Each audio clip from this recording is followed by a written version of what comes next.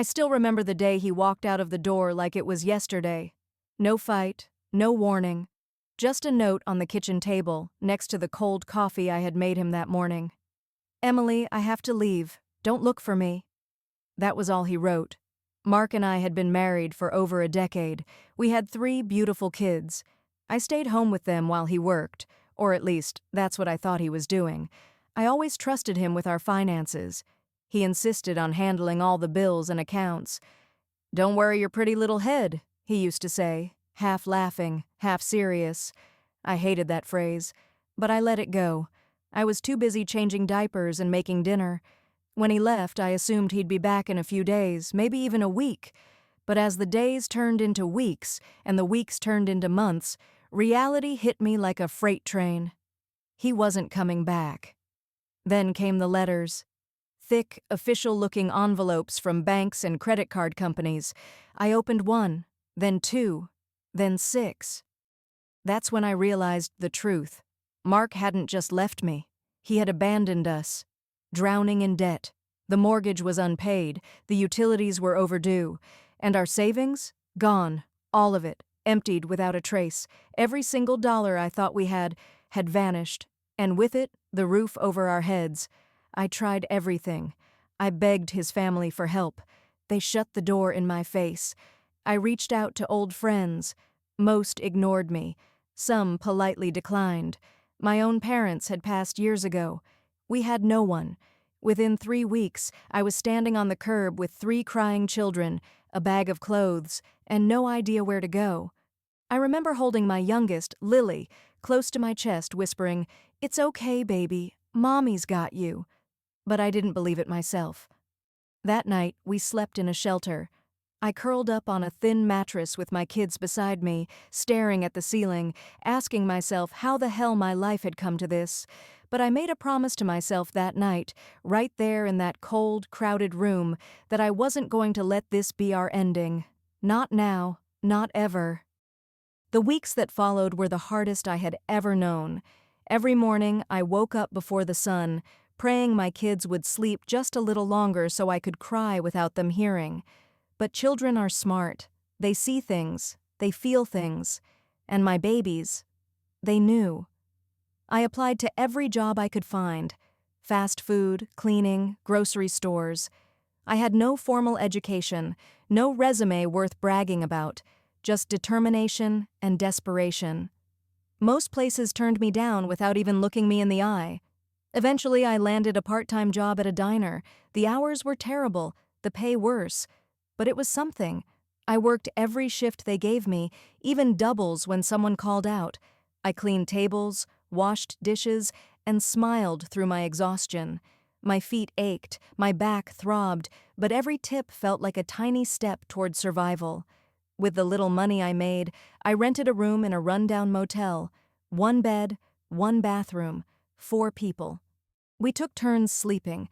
I fed the kids ramen noodles and canned soup, sometimes skipping meals myself so they could eat. Lily once offered me her half-eaten sandwich. I smiled and said I wasn't hungry, then cried in the bathroom.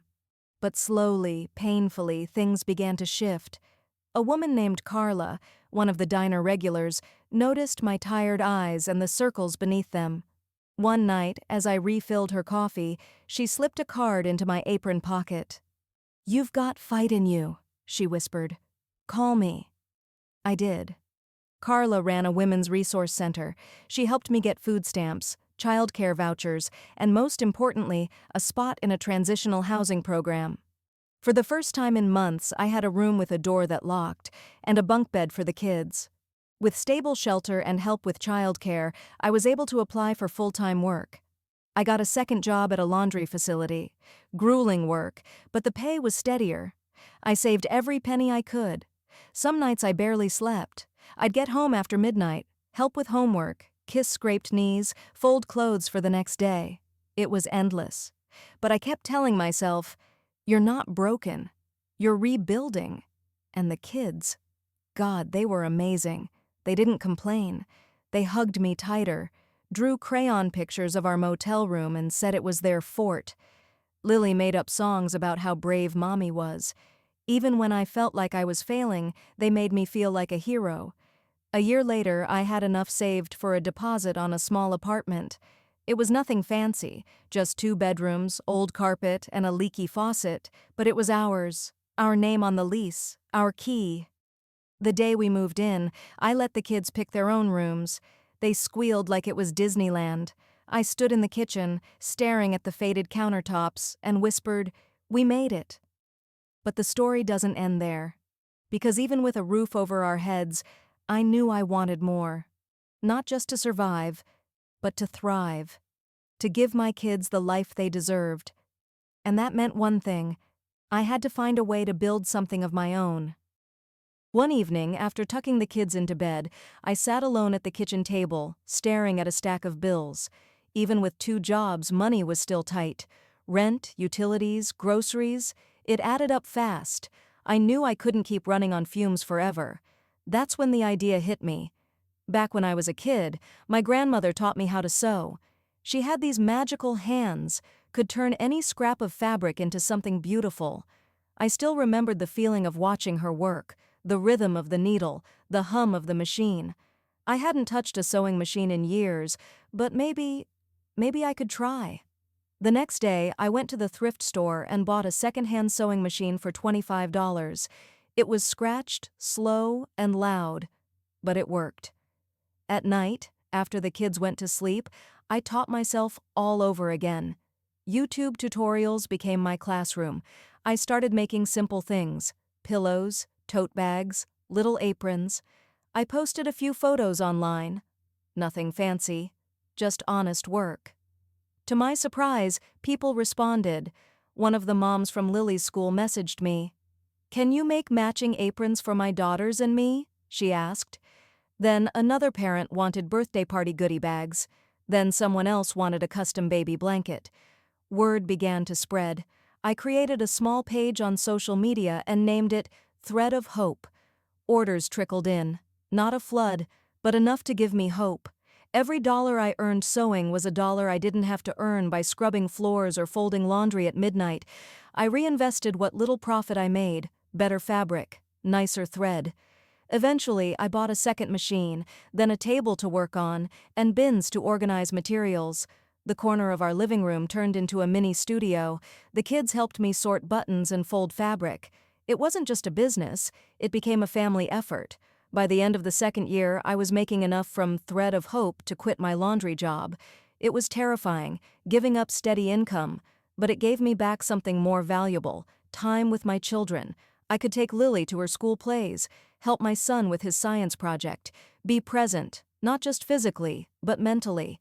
I wasn't rich, I wasn't famous, but I was building something, with my own hands, on my own terms.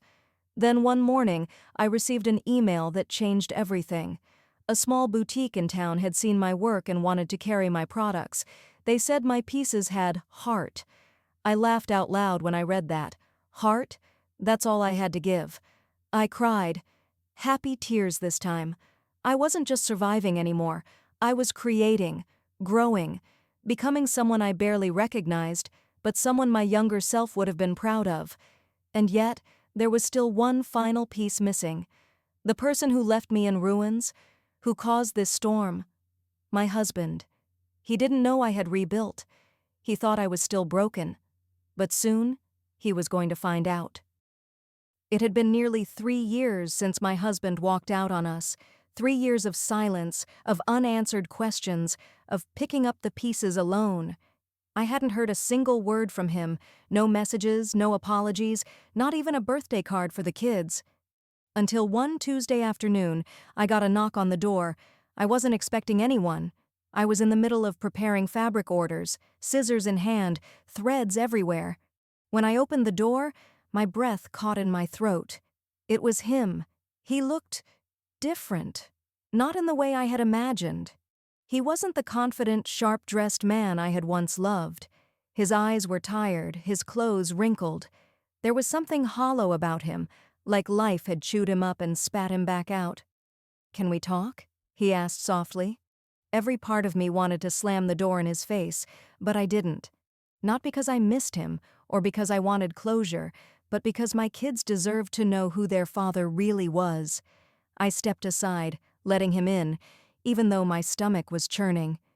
He sat awkwardly on the couch while I stood, arms crossed. "I messed up," he began. I was scared, overwhelmed. I didn't know how to be a husband or a father. I said nothing.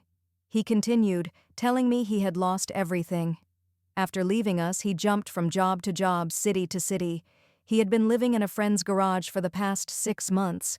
He had no money, no stability, no one left to turn to, and now, suddenly, he wanted to come back.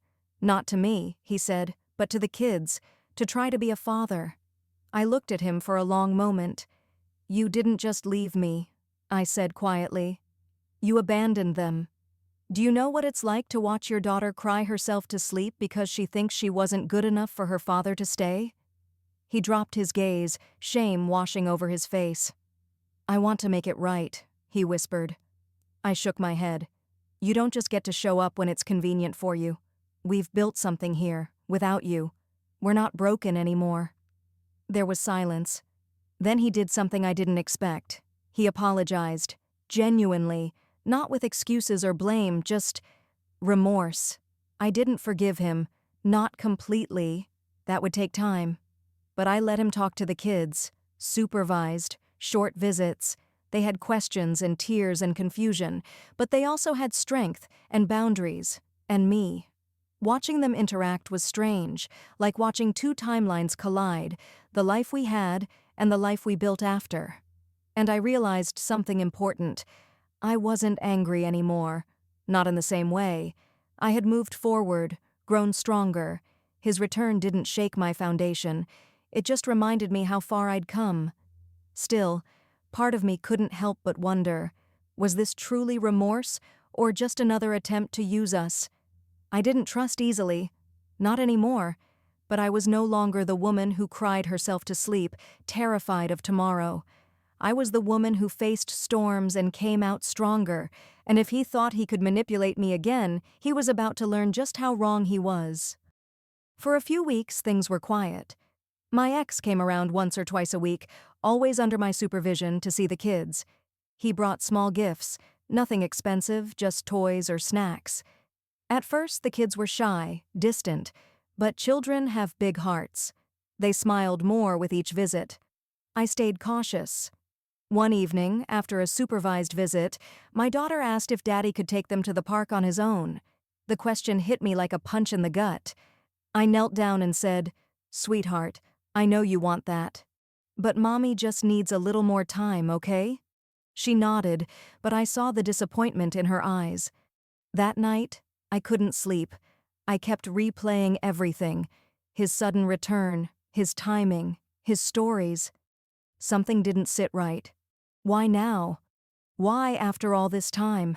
Then, a few days later, the truth started to crack through. I got a letter from a law firm. My name was printed on the envelope in heavy black ink. I opened it with shaking hands. It was a petition for joint custody. He was suing me. All that talk about remorse and rebuilding trust, it had been a setup. He hadn't come back to earn their love. He came back to take control. Anger boiled in my veins. I had struggled, bled, and sacrificed to give my children a life. Where was he when we were hungry, when we slept on the floor of a friend's kitchen? Where was he when I cried in silence so my kids wouldn't hear? And now, after I had rebuilt everything, he thought he could swoop in and demand rights? I immediately called my lawyer. She was calm but firm. "We'll fight this," she said, "and we'll win." Still, the stress weighed heavily. I tried to keep things normal for the kids, but they could sense something was wrong. One afternoon, I overheard my daughter telling her younger brother, "I think Mommy's scared again." That broke me. I sat them both down and explained as gently as I could. I told them Daddy wanted more time and that Mommy didn't think it was safe yet. I didn't badmouth him. I refused to poison their hearts, but I promised them that I'd always protect them. The next time he showed up, I confronted him. "Why didn't you just talk to me?" I demanded. "Why ambush me with lawyers?" He had the audacity to say, "You wouldn't have listened." I laughed bitterly. No, I just wouldn't have let you bulldoze through my life again. He tried to play the victim, but I didn't flinch. I had been the victim once. Not anymore. I won't let you use my kids to fix your broken ego, I said, my voice steady. You want to be their father? Then start acting like one. That means patience. That means respect. That means putting them first, not your pride. He said nothing, just stood there, stunned that I wasn't breaking this time. I closed the door. Behind it, I exhaled deeply. I was scared, yes, but fear no longer ruled me. I was a mother, a protector, and I was just getting started. The custody case officially began the following week. My lawyer and I gathered every piece of evidence: bank records, text messages, proof of abandonment, the timeline of when he left and when he came back. Every sleepless night and every tear now had a purpose. They were pieces in a puzzle I refused to let him twist. Meanwhile, he played the role of the reformed father. He posted pictures of the kids on social media, captioned with fake sentiment like, "trying to make up for lost time." The comments flooded in, "You're such a good dad. They're lucky to have you back." It infuriated me. Where were these people when I worked 2 jobs to pay for diapers and rent? When I cried quietly in the bathroom because there wasn't enough food? He wasn't trying to be a father. He was trying to steal the image of one. But I stayed quiet online. I wasn't going to play his game in public. Instead, I focused on truth. I wrote a detailed account of everything that happened from the day he left to the day he returned. My lawyer told me, "Judges respect documentation. You're building a wall with facts. He's throwing glitter at it." Still, the pressure was enormous. There were nights when I stared at my bedroom ceiling, wondering if the court would see through him. I feared losing time with my children. I feared them being confused, manipulated. But every morning I looked at their faces and remembered why I was fighting. Then came the day of the first hearing. He arrived in a pressed shirt, holding a coffee cup like he hadn't ghosted us for years. His lawyer painted him as a man who made mistakes but is committed to being a better father. When it was my turn, I stood up. My voice trembled at first, but I found strength in the truth. "I don't want to keep my children from their father," I began, "but I won't let them be hurt again. He didn't just walk away, he disappeared. And now he wants to re-enter their lives on his terms. That's not love. That's entitlement." The judge nodded slowly, taking notes. After the session, my lawyer whispered, "You did well. Very well." But my ex was furious. He stormed out of the courtroom and cornered me in the hallway. "You're trying to turn them against me," he hissed.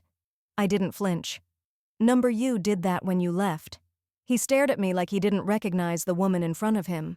Maybe he didn't, because I wasn't the same woman. I had walked through fire and rebuilt my life brick by brick. He thought his return would shake my foundation.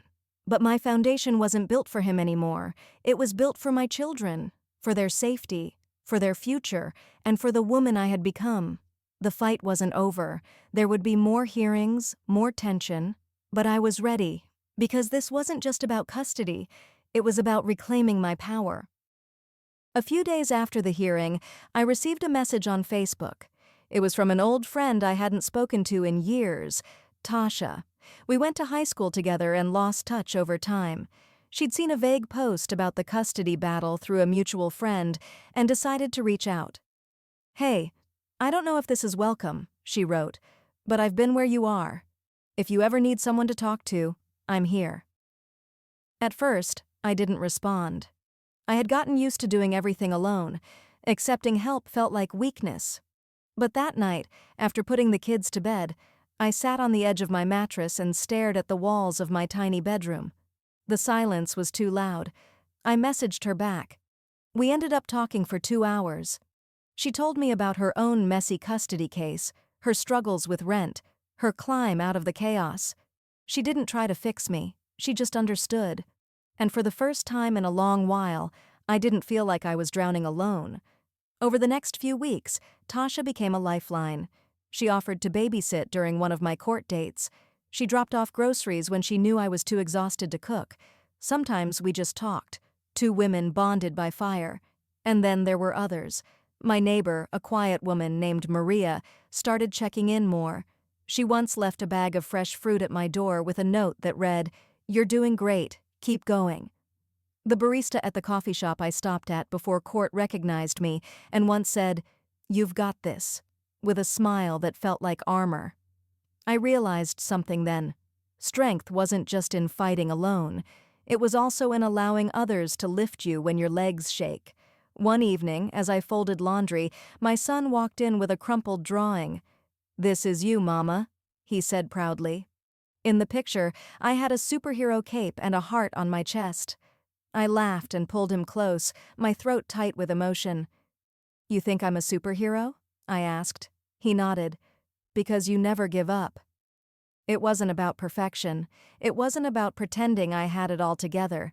It was about showing up day after day, with love, with fight, with purpose. That week, we got another notice from the court. Another hearing scheduled, this time to finalize the temporary custody arrangement. I felt the familiar twist of anxiety in my stomach. But then I remembered the drawing. I remembered the women who stood beside me. And I remembered the woman I was becoming. So I looked in the mirror and said aloud, "You've come too far to stop now." And I believed it, because I wasn't just surviving anymore. I was building a life, a real one, and no one, not my ex, not a judge, not fear itself, was going to take it away from me. The final custody hearing came faster than I expected. The night before, I barely slept. I kept going over every document, every word I'd rehearsed with my lawyer, every memory of the past months. My heart pounded, not just with fear, but with anticipation. That morning, I wore the same navy blue blazer I'd worn to my first interview for the receptionist job. It didn't fit the same way anymore, looser in the arms, more comfortable on my body. I had changed. I walked into the courtroom with my head high. My ex was already there, seated with a smug grin and his expensive lawyer beside him. I didn't let it shake me. The judge took his seat. The proceedings began. My lawyer presented our case with quiet confidence. The months of evidence we had gathered spoke louder than any emotion I felt. When it was my turn to speak, I stood. And for the first time, my voice didn't tremble. I spoke about stability, about routine, about the love and structure I gave my kids. I told the truth, not to attack, but to protect. I had nothing to hide. My ex's lawyer tried to twist my words, to paint me as bitter and incapable, but the judge saw through it. In the end, the judge looked at both of us and said, "The children's best interests are clear. Temporary custody will be granted to the mother, with visitation rights to the father. A final review will follow in 3 months." I wanted to cry, but I didn't. I walked out of that courtroom with dignity, with peace. Later that night, after dinner, I took the kids for a walk.